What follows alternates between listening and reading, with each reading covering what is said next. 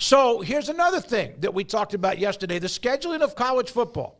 Mark Schipper, we've had him on the show. This is a very, very good comment. Makes a lot of sense. What they can do about it, who knows? January 1st remains the high holy day, the sports special celebration in college football. We ring in the new year with our best bowls. Every day beyond that has a diminishing return. We have to work the calendar with that fact in mind. No, I agree with him. Actually, I'm the first comment on this. We actually discussed back and forth. Right. I said the latest, like they should set a goal of, because, calendars every year, depending on how things fall, are kind of strange. Like, when is Thanksgiving? Is it an early Thanksgiving? Is it a late Thanksgiving? When are those kind of things? That does happen. You're right. So how do you build around things that change every year, like Thanksgiving? Well, I think January 8th should be there. The championship game is no later than January 8th. Like, that is the last day that it could be on.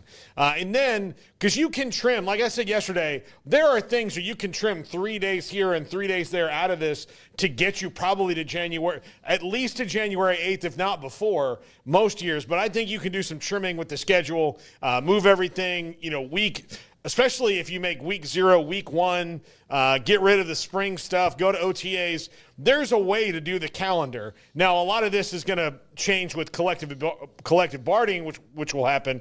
But all that, I think, will make everything flow better. And then the calendar will get right. Eventually. It'll take some doing because there's a lot of lobbies and parties and factors in here. You know what the UIL does every year in Texas? They decide when school starts or not. They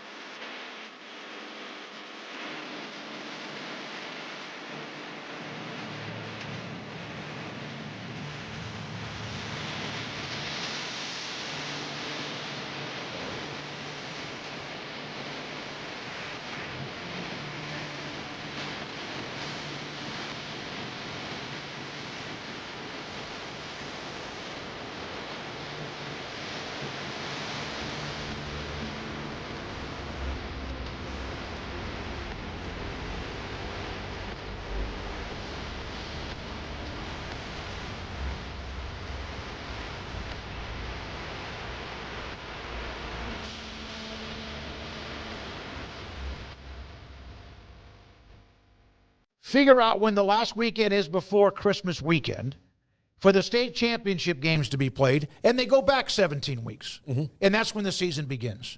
That's what they do. Now, it's a lot different. They don't have to worry about NFL, although they have to worry about what's going on at AT&T Stadium, but that's always something that they know well in advance. They move it back 17 weeks to the start of the year. Not week 0, week 1. It used to be called week 0. Didn't make sense. And that's their schedule. Everybody plays. 11 weeks in the regular season, 1 bye week for everybody for the most part, and then 6 weeks to the playoffs, week before Christmas, done. Yeah, I don't really have super strong feelings on it like a lot of people do. I mean, as far as the season being too long and all of that, I didn't necessarily feel that way. I can understand that sentiment, but I'm not somebody who's like the Rose Bowl's the end-all, be-all, and January 1st is the holy day and all that, but I understand his thought process there, and I can see where that would be a nice anchor point or logical kind of conclusion point for the season. So it's clear the calendar needs some reshaping, some remodeling. I think not only regular season, but obviously postseason is what we're talking about here, and offseason as much as anything else as well. So y'all brought up a couple of the ideas like OTAs and changing around spring football and doing stuff like that. I mean, I'm actually more interested in that part of it than the season ending at a certain point. But there is some tweaking that's needed. I think everybody can agree on that. I like the 2 bye weeks. I think especially when you're going to have a long season, that actually makes a lot of sense. And I actually enjoyed it as an observer. I enjoyed having a couple of weeks in between all of the games to